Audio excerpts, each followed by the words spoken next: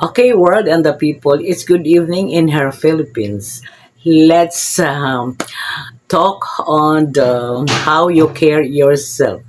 Okay, loving yourself is not being an arrogant. Um, for you, for you people, for you to know that, or ignoring the area where you can grow. It's about embracing um, every part of who you are.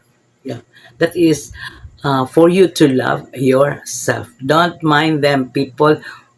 She is or he is an arrogant. No, you have to love yourself. Nothing else to love you. Only yourself.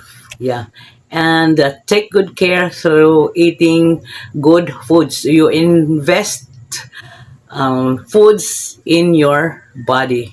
You have to choose the right food for you, and that is a part of investment for your health. If you can do that, you can live longer.